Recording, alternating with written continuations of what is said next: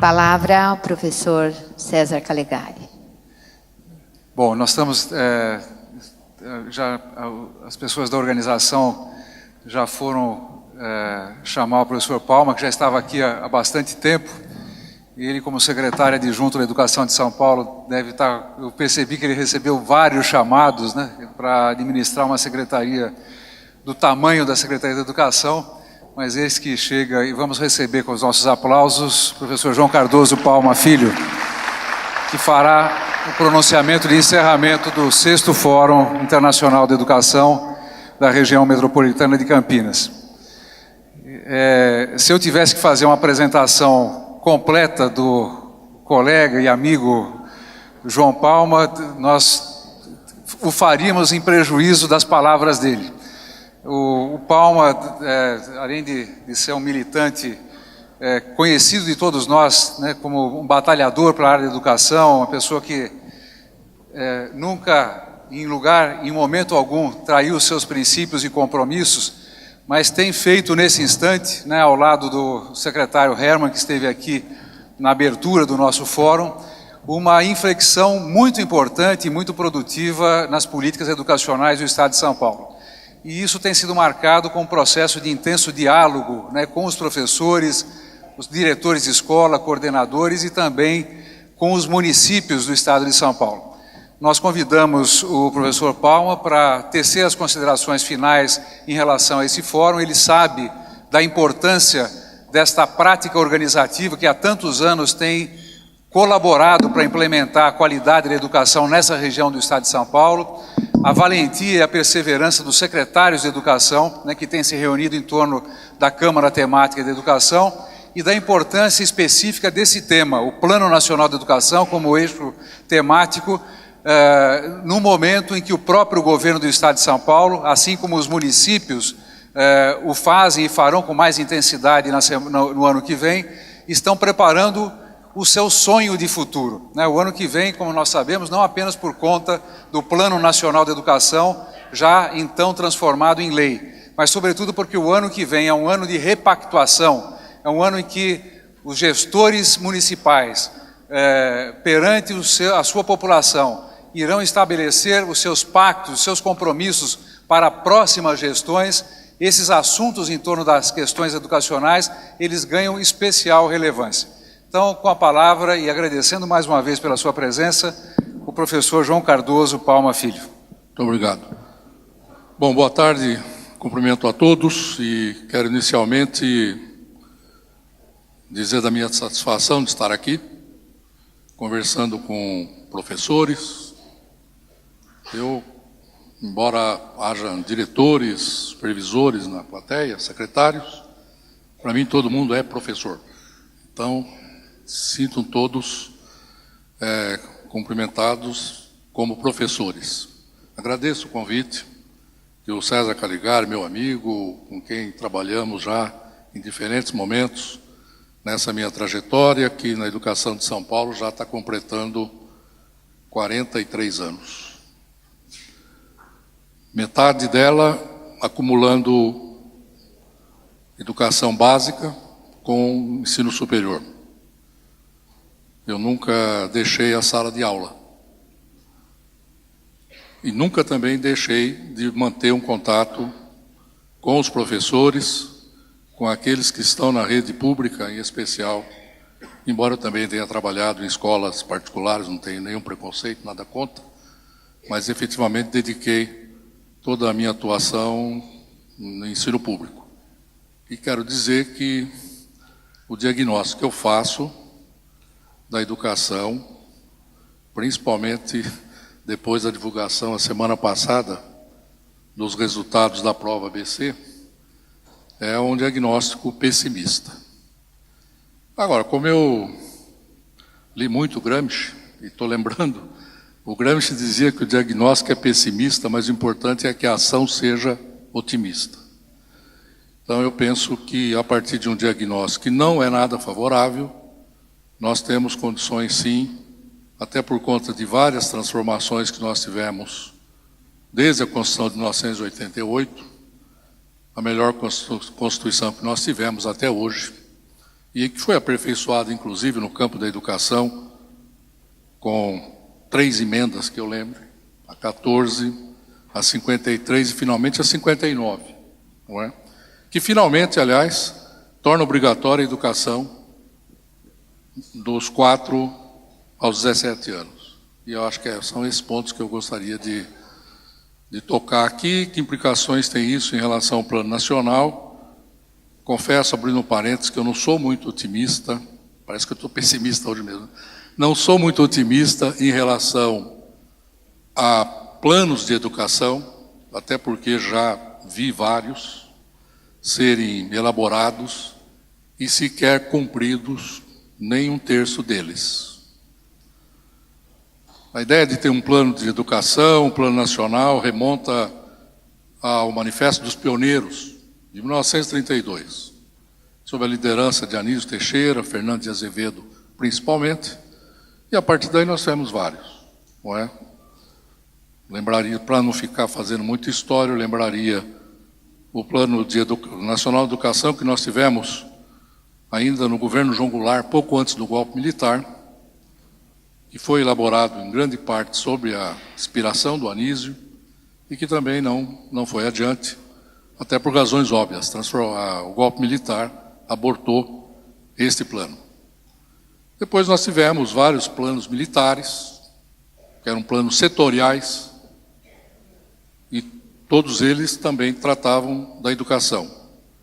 Tivemos finalmente o de 2001, sancionado pelo presidente da República, depois aprovado pelo Congresso, terminou em 2010. Aliás, nós no momento estamos sem plano, diga-se de passagem, porque o que deveria substituir está lá no Congresso e ninguém sabe informar quando que será aprovado, se é que será.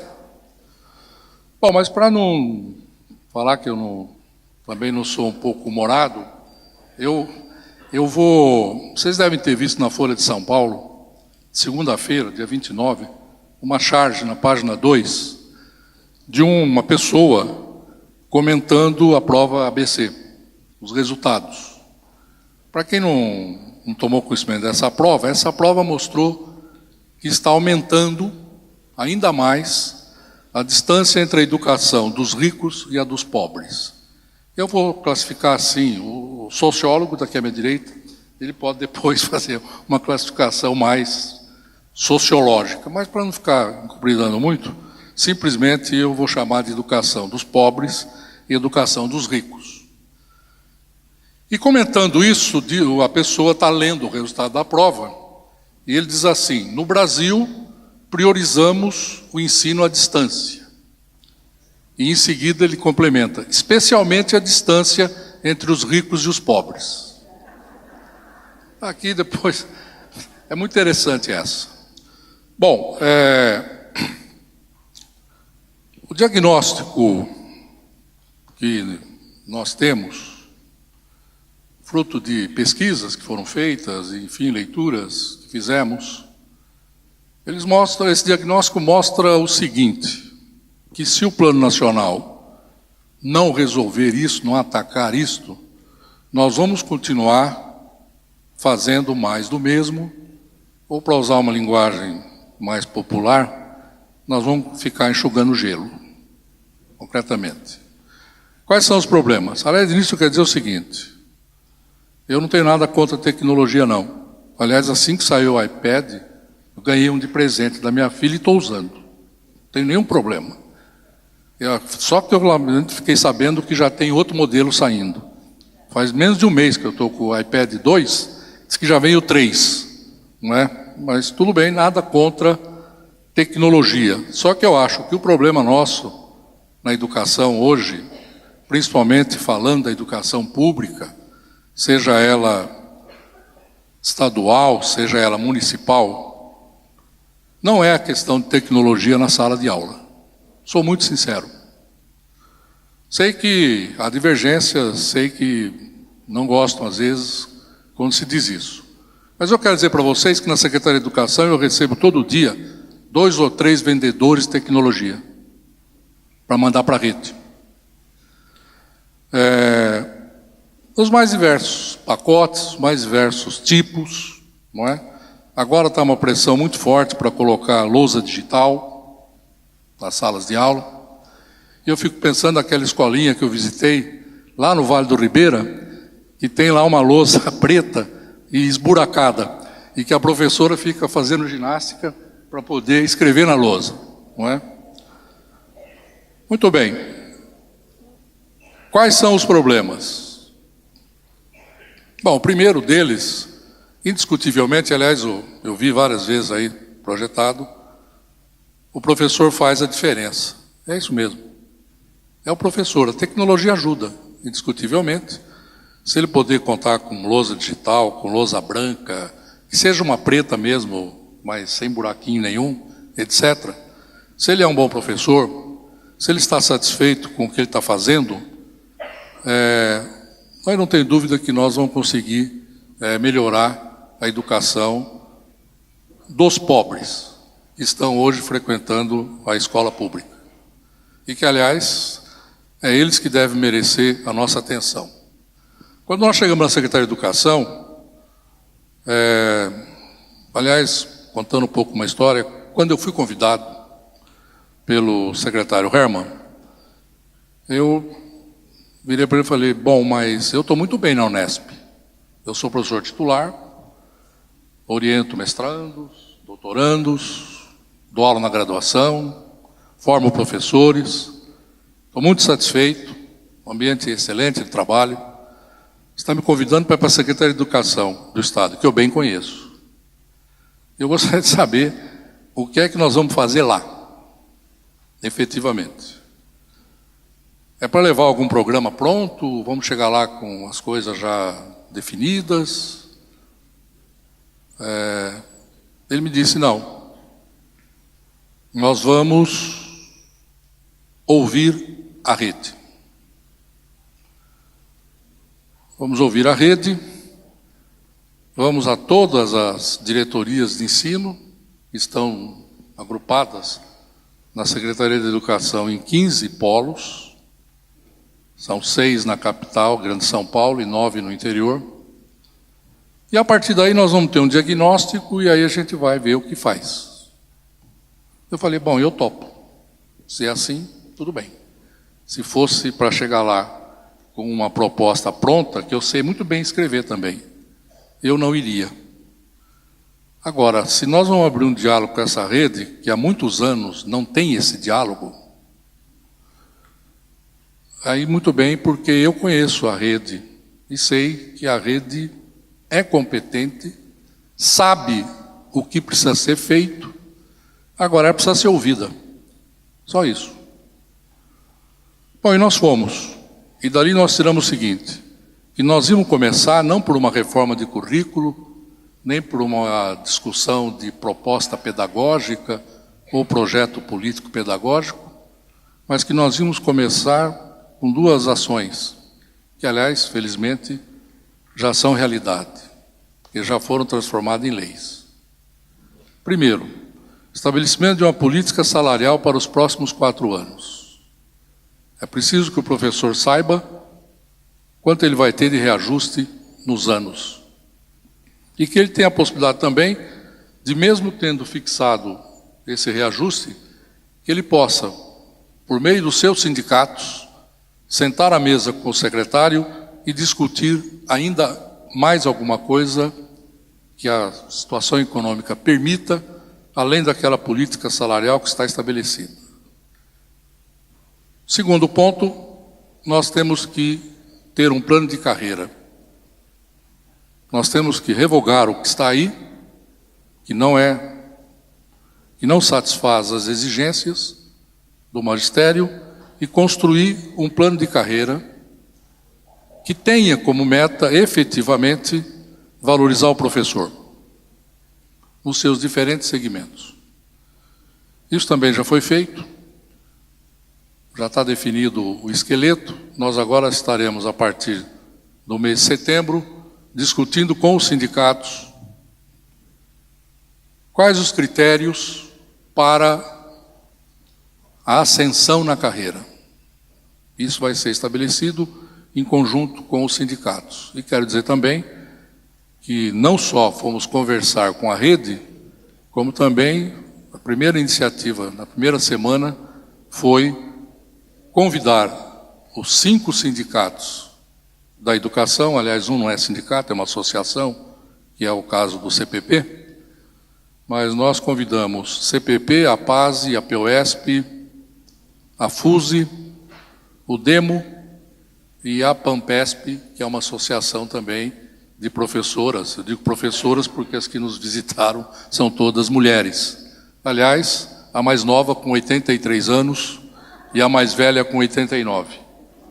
E foi até engraçado, na primeira reunião, porque, bom, primeiro que eu fiquei muito satisfeito de ouvi-las, porque às vezes a expectativa é a seguinte: ela vai chegar aqui falando de salário. Não, elas chegaram falando da necessidade de melhorar a qualidade da educação das crianças que estão na escola pública. Foi a primeira conversa. Claro que depois elas queriam saber como é que fica o reajuste delas, que há vários anos as aposentadas e os aposentados também não tinham reajuste na educação, até porque nos últimos anos o Estado de São Paulo adotou uma política de gratificação e evidentemente que quem está na inatividade não leva essas gratificações e, portanto, permanecia com seu salário base inalterado.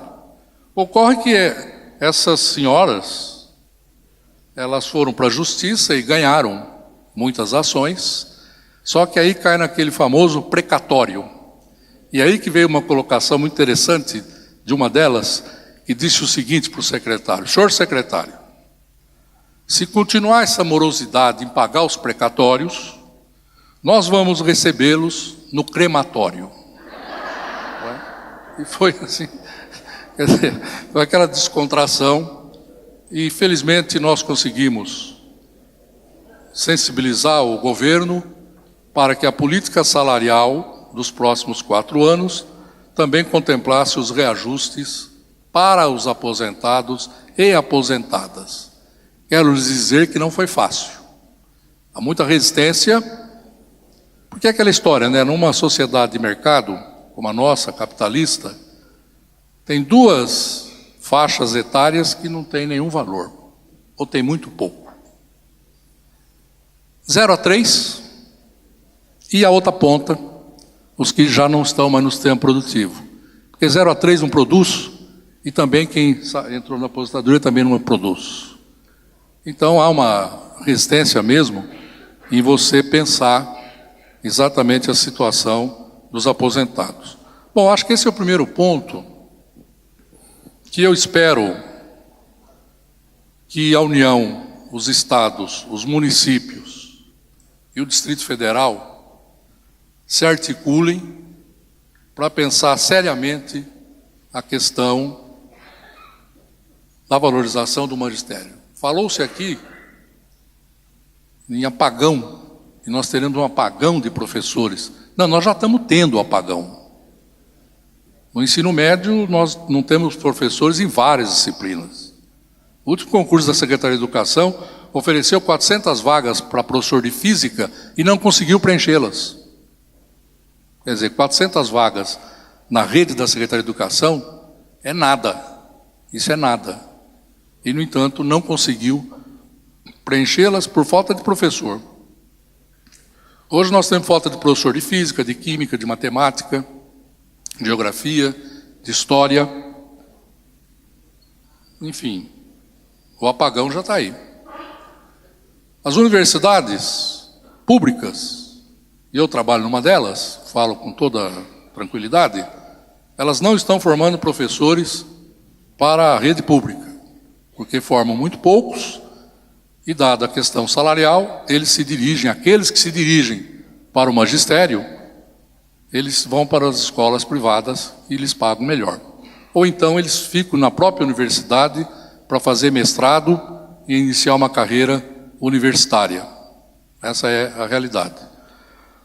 As faculdades e universidades privadas estão fechando os cursos de licenciatura, por falta de alunos, até porque eles não vão iniciar uma turma com menos de 50, 60. dizem que não dá lucro. Então, fecham. Conheço várias que já fecharam as licenciaturas. E nas públicas, o estudante do ensino médio que consegue ingressar, ele acaba se dirigindo para os bacharelados e não para as licenciaturas. Não é? Muito bem, portanto, se esses 3 entes federativos, União, Estados e municípios, não se articularem naquele famoso regime de colaboração, que está, aliás, na Constituição de 88, artigo 22, não é? A Constituição de 88 já tem mais de 20 anos. Aliás, para ser mais exato, 23. Em outubro agora, dia 5 de outubro, completo. 23 anos. A LDB, em dezembro desse ano, vai completar 15 anos. E isso está lá escrito. Isso está lá. E você precisa regulamentar o artigo 22 para que, de fato, os diferentes entes federativos sentem à mesa para ver qual é o investimento que cada um vai fazer na formação de professores. Tanto a formação inicial, como a formação continuada. Nessa questão da formação dos professores, nós assistimos nesse país, nos últimos 40 anos, um retrocesso. Eu lembro que a professora normalista, aquela que cuidava do antigo ensino primário, ou dos anos iniciais, como queiram, do primeiro grau, agora fundamental, elas eram formadas pelo próprio Estado, no curso normal. Tinha alguns cursos particulares, mas a maior parte da rede de escola normal era uma rede pública. Era uma rede, aqui em São Paulo, mantida pelo governo estadual. Depois o governo estadual viveu aqui a experiência do Cefam, que é uma experiência muito boa, que formava o professor para os anos iniciais em tempo integral. E o professor que saía de lá sabia alfabetizar. Os que estão saindo hoje dos cursos de pedagogia, de um modo geral, sempre há exceção, não sabem alfabetizar. Porque o ensino superior não sabe como ensinar a alfabetizar. Porque não é da nossa história isso. Este é o ponto. O ensino superior no Brasil foi criado, Dom João VI, não vou recuar tanto. Mas se nós pensarmos na Universidade de São Paulo, em 1934, ela tinha, entre os vários cursos, a Faculdade de Filosofia, Ciências e Letras, que era para formar o professor e o pesquisador, mas o professor para as disciplinas do antigo ginásio, o que hoje seria o ensino, os anos finais do ensino fundamental e o ensino médio, que era o colégio. Nunca formou professor, alfabetizador para os anos iniciais.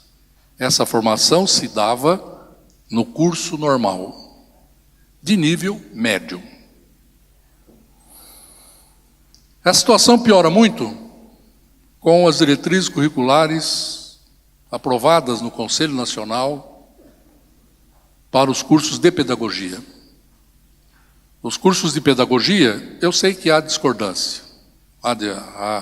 Como diria um humorista, infelizmente já falecido, naquele quadro que aparecia num dos programas do Chico Anísio, ele dizia sempre, há controvérsia.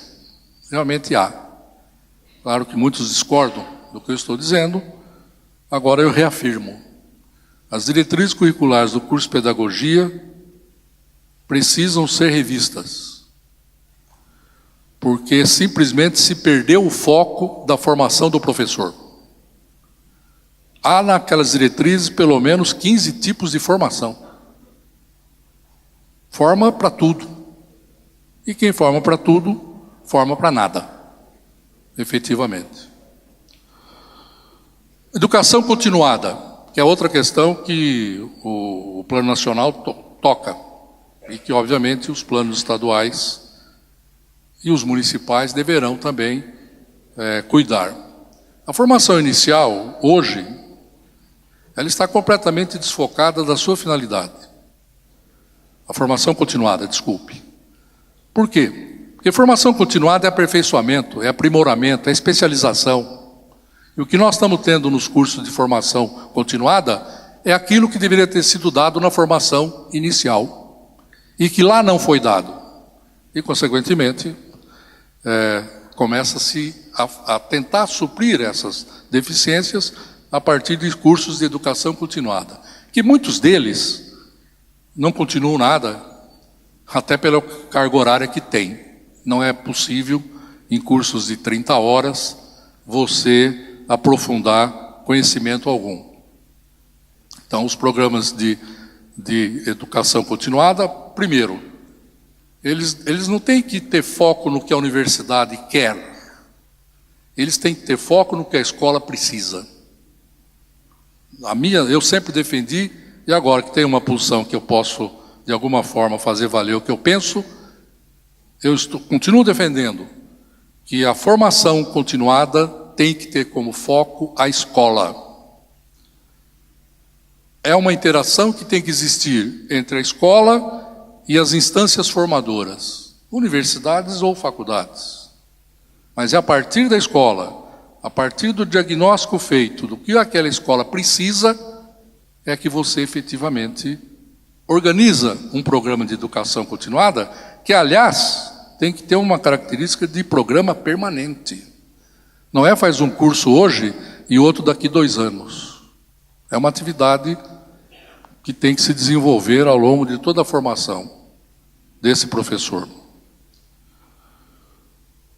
Outro ponto, que esse, aliás, é o que está hoje em discussão muito forte, por conta do fato de que a emenda constitucional número 59, que eu já mencionei aqui no início, ela tornou obrigatória a educação dos 4 aos 17 anos.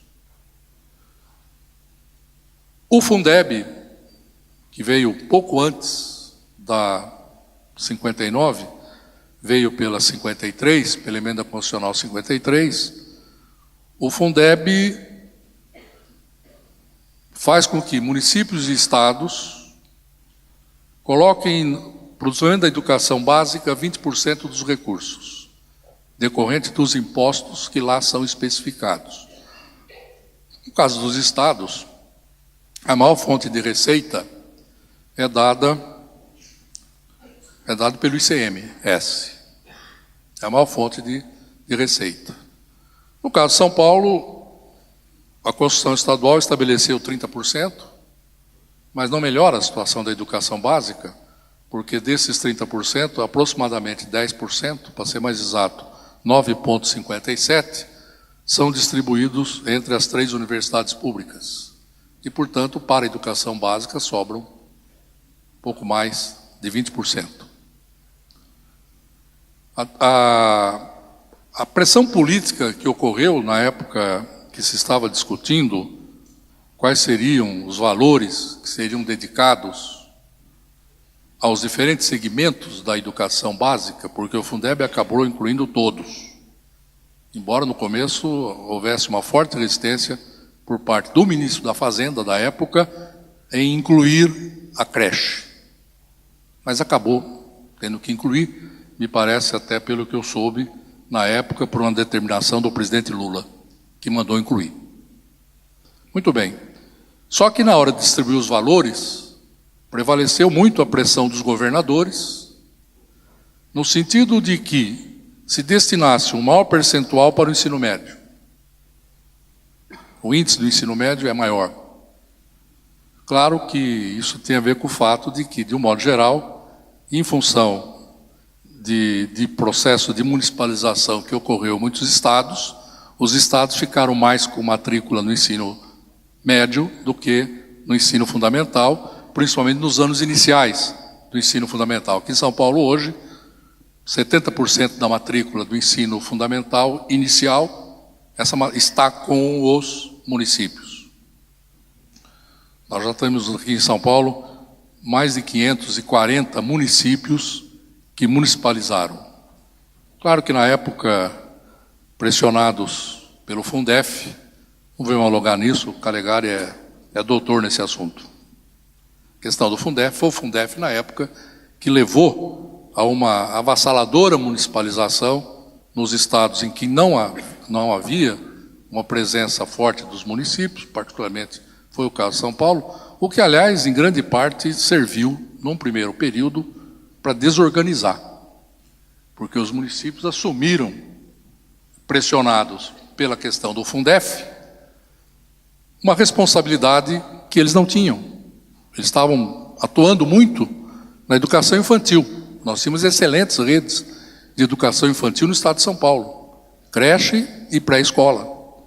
E eles tiveram que se adequar para assumir também responsabilidades em relação ao ensino fundamental, anos iniciais, e levou algum tempo, que eu diria levaram praticamente uns 10 anos, para que a situação fosse se acomodando. Quem duvida disso, pegue os resultados das avaliações feitas no estado de São Paulo, de 95 a 2005, que constatarão exatamente isso. Uma transferência num curto tempo, um curto espaço de tempo, para os municípios, sem que eles tivessem preparado os recursos para receber. Muitos municípios aqui no estado de São Paulo não podiam sequer fazer concurso para diretor de escola, porque não tinham professores com licenciados em pedagogia, etc., para que pudesse assumir direção. Eu lembro de um diálogo que tive com o secretário de Educação de Aparecida, na época em que eu coordenei na Unesp um curso de pedagogia voltado para os municípios, chamado Pedagogia Cidadã. E lá em Aparecida formamos 2 turmas, 100 professores que estavam em sala de aula, atuando nas séries iniciais, não tinham pedagogia e estavam pressionados pela legislação em ter o curso superior. Só esse aspecto aí da legislação daria para se comentar aqui muito tempo, mas não, infelizmente, não vou tratar. Eu, particularmente, não vi e não estou vendo nenhuma vantagem em ter pressionado os professores para fazer o curso superior, na medida que eles foram fazer cursos superiores que pouco tinham a ver com a realidade da sala de aula com a qual estavam trabalhando. Né? Como eu já disse, fizeram curso de pedagogia, mas eles têm que alfabetizar a criança. Essa que é a questão. Mas isso aí é outra história. Isso aí é uma das derrotas que eu coleciono. Não é? Bom, acabou prevalecendo a pressão no sentido do curso de pedagogia.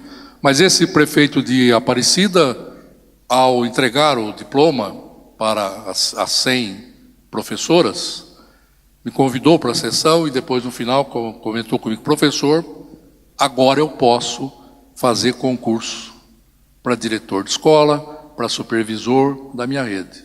Quer dizer, até então ele não tinha sequer condições de organizar o seu staff de assessoramento pedagógico. Não é? Então, veja, algumas mudanças como essas, elas mudam radicalmente, né, a organização das redes no estado de São Paulo. O ponto que eu estava mencionando, o do financiamento da educação. Qual é a questão hoje do financiamento? Eu agora, com essa função que eu estou exercendo, eu tenho tido a oportunidade de conviver com secretários de outros estados e também de municípios. E na última reunião que eu participei do CONSED, que é o Conselho de Secretários Estaduais de Educação, lá estava também um representante do Ministério da Educação, o Carlos Abicalil, e o Carlos ouviu de todos o seguinte: estamos com dificuldade para pagar o piso e estamos com dificuldade para cumprir 1/3 da jornada dedicada a horas, atividades. O único estado que não reclamou muito, ou quase nada, foi São Paulo. Realmente não tem um problema com o piso, embora eu saiba que aqui no estado de São Paulo tem município que tem. esse problema.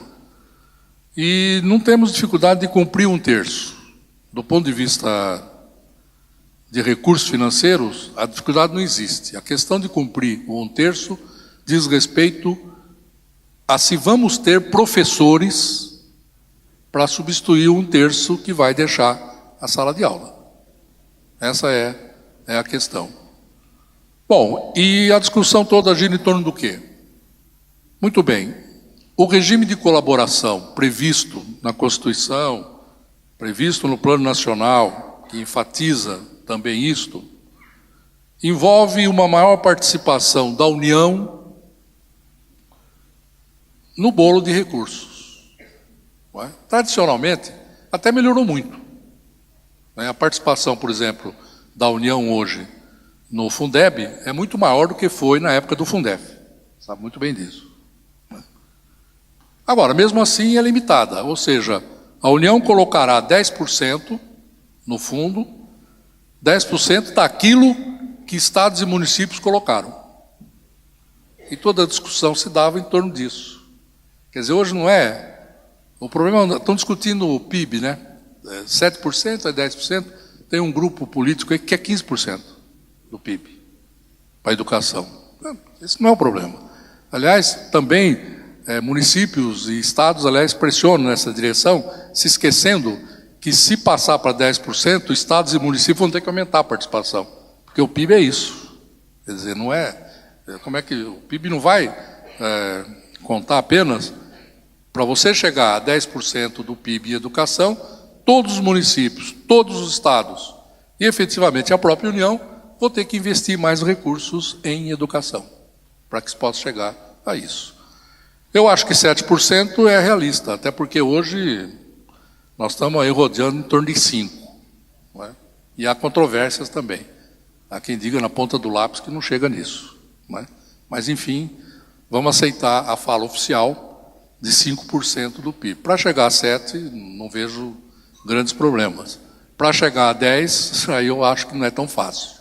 Que significaria dobrar, e outra coisa que também está no cenário aí, é que nós não sabemos, daqui para frente, como é que a economia brasileira se comporta diante do cenário mundial, que não é nada animador.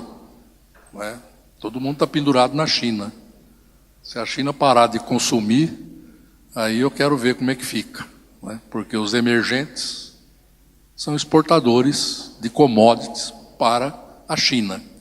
E eu li nos jornais esses dias que há uma previsão de que a China não sustente o crescimento que ela vem tendo, de quase 10%, já se fala em 3,5%, 4% nos próximos anos. Se isso ocorrer, significa que eles vão deixar de comprar, como a Europa já está deixando de comprar, os Estados Unidos idem. E aí os exportadores de matérias-primas, que hoje tem um nome interessante, commodities, né? No tempo que eu estudei lá atrás, a gente falava em país exportador de matérias-primas, que é o que nós éramos, né? E, aliás, agora parece que voltamos a ser, porque diante aí dessa situação mundial, processo de industrialização acontecendo, etc., nós estamos agora exportando minério de ferro e soja e carne. Não é? Essa é a nossa balança aí de exportação.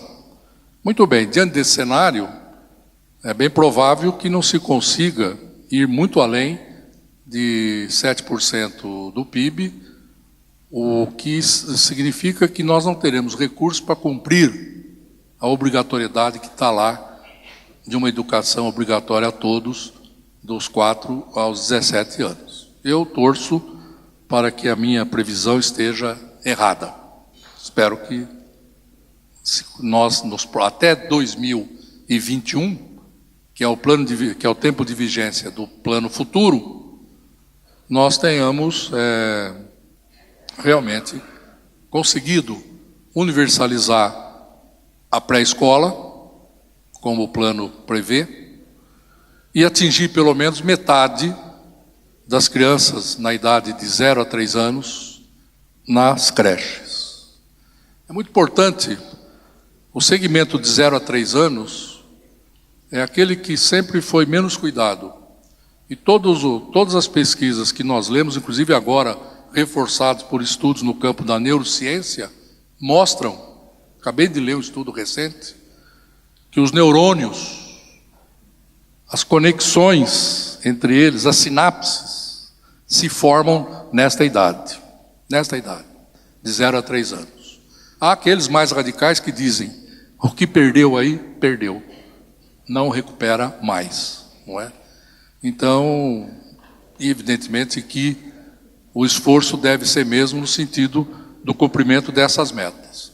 Bom, finalizando, porque não me disseram qual é o tempo que eu tenho, mas eu acho que para caminhar um pouquinho para o final, fica um pouco a questão que até é o tema da mesa, como é que nós vamos inserir nessa questão do Plano Nacional, o que está sendo pensado no âmbito da Secretaria da Educação do Estado em relação ao desdobramento que nós deveremos ter do Plano Nacional nos planos estaduais e municipais. O que eu vou falar aqui é um ponto de vista meu pessoal. Eu não falo como secretário adjunto. Aliás, isso aí é um lugar provisório que eu ando. Eu falo agora na condição de alguém que estuda política educacional, currículos, etc., né? Formação de professores. Eu penso que se nós queremos um plano estadual realista, pé no chão, ele tem que partir das realidades municipais. Não estou falando isso aqui para agradar, porque esse é um evento que congrega municípios. Eu sempre pensei dessa forma. E continuo pensando. Nós devemos ter o nacional como um balizamento. Plano nacional. Aliás, um plano nacional também, para valer, deveria partir do município. Estados, até chegar à União.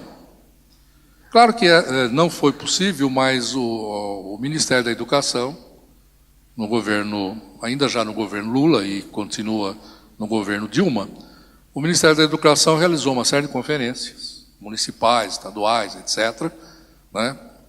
Mas não é a mesma coisa que você trabalhar diretamente com os municípios. Por quê? Porque era uma representação da realidade. Nós estamos vendo uma experiência nesse sentido, que nós começamos lá na Secretaria de Educação, que é trabalhar no âmbito de consórcios. Eu já participei de 2 reuniões com o consórcio do ABCD, que envolve Santo André, Bernardo, Caetano e Diadema, que é a região sul, né, da Grande São Paulo. E achei essa experiência extremamente valiosa e nós vamos estendê-la também para outras regiões, tanto da Grande São Paulo, como também no interior. Sentar com as autoridades municipais, geralmente são secretários municipais ou então diretores de departamento, que às vezes o município não tem secretaria de educação, e também envolvendo a Undime, que é a União dos Dirigentes Municipais, para buscar construir um plano estadual que seja uma somatória das realidades municipais, e considerando as diferentes realidades. Porque uma coisa é estar aqui na região de Campinas, outra coisa é estar no Vale do Ribeira, ou lá no Pontal do Paranapanema, não é? Ou mesmo lá na região sul de São Paulo, em volta lá dos mananciais, da represa, etc., onde nós temos mais de 1 milhão de habitantes e não podemos sequer construir escolas, porque é região de preservação. Uma coisa que sempre me intrigou, né, é o seguinte: não se pode construir escola, mas o povo pode morar lá, não é? E fica uma situação em que você tem uma população muito carente, indiscutivelmente, uma população pobre, e que tem os seus filhos frequentando escolas, pela impossibilidade de construir, frequentando escolas próximas, já fora da região de preservação, onde nós temos salas de primeiro ano do fundamental com 40, 45 crianças. Como alfabetizar 45 crianças numa situação dessa? Então, as nossas realidades são muito diferentes. Gradativamente, nós temos que priorizar as ações e também os recursos para essas regiões que apresentam as maiores deficiências, no sentido de procurar ver se nós saímos dessa situação aí que foi apresentada semana passada, que foi o resultado dessa prova ABC, né, que mostra o seguinte, que na realidade nós não estamos pelo caminho da educação incluindo. Pelo contrário, nós estamos aumentando as distâncias entre aqueles que eu chamei de ricos e pobres. Essa é que é a realidade. Se pegarmos os resultados 10 anos atrás, de escolas públicas, estaduais e municipais e privadas, nós constataríamos que 10 anos atrás a distância era menor. E a distância aumentou nos últimos anos. E, claro, que encerrando, vou só fazer um comentário. Eu tive a satisfação de participar de um congresso da Unesp, há 15 dias atrás, onde eu assisti uma palestra do professor Libânio, que vocês conhecem, José Carlos Libânio. E aí ele vai dizer o seguinte, bom, e do aspecto do pedagógico, todo mundo sabe que o Libânio é um ferrenho defensor da chamada pedagogia conteudista. Ele acha, e eu concordo com ele nesse aspecto, que a principal tarefa da escola pública é ensinar eficientemente os conteúdos que crianças e jovens vão precisar para uma inserção cidadã na sociedade. Essa é a principal tarefa. Pode até fazer outras, mas essa é a principal. E ele mostrava o seguinte, que aquela escola lá dos anos 50, 60, ela era uma escola fortemente preocupada com o conteúdo. E que ao longo do tempo foi havendo uma cisão. De um lado, a escola dos ricos, continuando conteudista. Não é por acaso que eles colocam nas universidades. E também nos melhores postos de trabalho, de passagem. Então ele dizia, a escola dos ricos, fortemente conteudista. A escola dos pobres, essa deve ser acolhedora. É o acolhimento social. Nada contra. Eu acho que a escola pública tem que acolher a todos. Agora, não pode perder de vista a sua finalidade.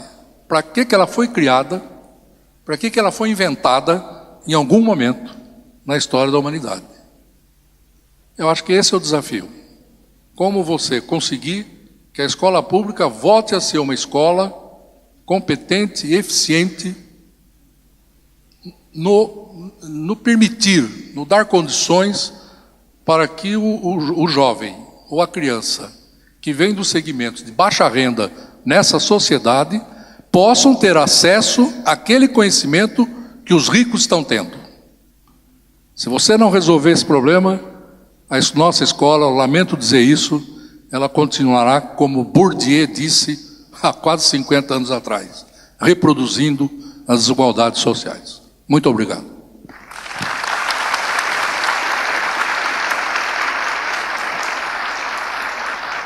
Muito obrigado, professor Palma.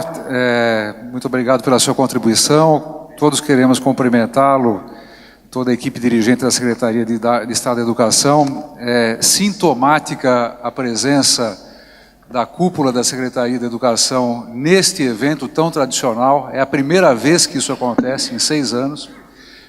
E sempre muito insistentemente convidados. Eu acho que faça esse registro auspicioso, né? E, no meu modo de entender, simboliza e esclarece um novo caminho, que eu acho produtivo, de diálogo entre as autoridades educacionais do governo do Estado de São Paulo e a comunidade educacional que milita na educação de base nos municípios de São Paulo. Então, eu queria também que você fosse portador também, né, dos nossos agradecimentos à presença do secretário Herman na abertura desse fórum, né? Ele fez uma fala concisa, mas muito profunda, muito aplaudida. Bom, eu gostaria aqui, até vou levantar, porque estamos chegando aqui no final, como era uma conferência, a fala do professor Palma, ela não estava previsto aqui um debate, até pelo adiantado da hora, muitos colegas aqui já têm que retornar às suas cidades, alguns já tiveram que fazer isso, e eu gostaria aqui, em nome, né, de todos os que se envolveram na realização desse fórum, e certamente procurando interpretar aqui a vontade, o desejo e o sentimento de todos, fazer apenas uns rápidos registros de agradecimento. Primeiro, aos dirigentes municipais de educação da região metropolitana de Campinas, a Câmara Temática, que é coordenada pela Estela. Gostaria de fazer um registro também a presença, né, do secretário Tadeu Jorge, que até pouco tempo atrás vinha fazendo a coordenação da Câmara Temática e que iniciou os trabalhos e realização como coordenador dessa equipe do 6º Fórum Internacional, né? Então, fica esse registro e, mais do que esse registro, a referência à perseverança, à insistência desses dirigentes se articularem, né? Procurarem manter viva essa ideia de um regime de colaboração posto em prática nessa região. Isso tem colaborado. O fato é que juntos sempre serão fortes, mais fortes, né? Então, eu acho que esse lema é importante. Eu gostaria também de, aqui, poder também estender os agradecimentos aos gestores, especialistas, técnicos, e especialmente aos professores que nesta edição do Fórum estiveram mais presentes, né? Pela viabilização proporcionada pela Secretaria de Paulínia, também de Campinas e dos outros municípios. E eu gostaria que vocês todos pudessem comentar, falar, portanto, transmitir, né, aquilo que se passou nesse fórum aos demais colegas, gestores, professores, especialistas, técnicos das secretarias de educação, que não tiveram a oportunidade de ter a sua participação presencial. Mas pelos meios que nós vamos disponibilizar, principalmente o site que será mantido sempre vivo, né? Tudo aquilo que se passou, os registros de imagem, som e textos e apresentações serão sempre disponibilizados, né, com toda a franquia, né, para a plena utilização nas salas de aula, nas horas de trabalho coletivo, no planejamento das escolas e na atividade das secretarias. Eu queria aqui fazer um contraponto, né? Eu acho que há uma fala que, se não me engano, eu não sei se foi da Lia, foi tantas pessoas que fizeram coisas lindas ontem aqui, que falavam, olha, somos como é que falava? Somos poucos, né? A Maria de Lourdes. Todos ainda somos poucos, né? Mas eu gostaria de fazer um contraponto poético, porque eu concordo e percebi claramente que somos muitos e por isso somos fortes. Se formos unidos, né? Se tivermos articulados, e sobretudo essa articulação se der em torno do objetivo maior da nossa existência como profissionais de educação, que é o aluno, são os estudantes das escolas públicas e, portanto, a articulação em torno do compromisso com a educação de qualidade para todos, absolutamente todos, que eu acho que foi a grande mensagem que nos vários temas desse eixo temático aqui do Fórum, nós trabalhamos, inclusive agora com a fala do professor Palma. Eu gostaria também de fazer aqui um agradecimento especialíssimo aos conferencistas, aos debatedores, enfim, todos aqueles que se dispuseram a compartilhar, né, a sua experiência, o seu conhecimento, alguns dos quais acompanhando até os últimos momentos do fórum, né, como o professor Henrique Nostroza, que veio do Chile, né, inclusive com a recomendação da Unesco, enfim, para que pudesse compartilhar a sua experiência, e nós esperamos que esses colegas, especialistas e debatedores, continuem, né, a poder manter uma correspondência, um diálogo com os gestores e sobretudo, com os professores dessa região. Então, eu faço aqui os agradecimentos públicos. Quero aqui também fazer o agradecimento público às entidades apoiadoras da realização desse evento, né, que as entidades internacionais, a Unesco e a Organização dos Estados Ibero-Americanos, mas mais do que elas, a própria Secretaria de Estado da Educação, ao Conselho Nacional de Educação, ao Ministério da Educação, que esteve aqui presente e nos ajudou, né, a realização de tudo isso, também o Compromisso Campinas pela Educação e o Movimento Todos pela Educação, duas entidades, inclusive o Movimento Todos pela Educação, que nos ajudou à elaboração desse caderno técnico, né, com dados, processamento de dados.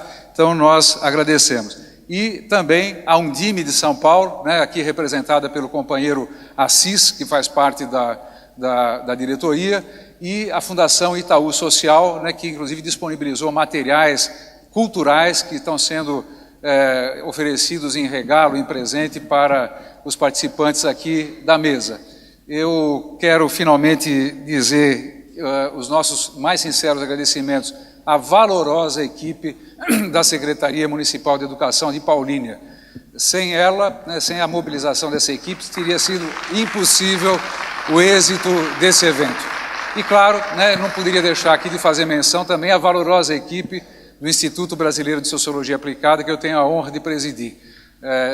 Eu nem quero nominar a equipe, a Érica, a Vera, a Liz, o Vilmar, o Alan, quer dizer, várias pessoas que estiveram o tempo inteiro com uma maneira muito cuidadosa com todos vocês aqui, e também a equipe de colaboradores da Unicamp, estudantes da Unicamp, esses simpáticos jovens vestidos de uma camisa preta, né, com a coisa da organização, que tem acompanhado e zelado, né, pelo trabalho e o bom sucesso de todos. Então, com isso, eu despeço, esperando que nós estejamos acompanhando também a realização do fórum, o 7º Fórum Internacional de Educação no município de Sumaré, que já está programado no ano que vem. Certamente isso, mais uma vez, vai manter essa chama acesa de diálogo desta região com o Estado de São Paulo, com o Brasil e com outras partes do mundo. A todos vocês, muito obrigado pela confiança, parabéns.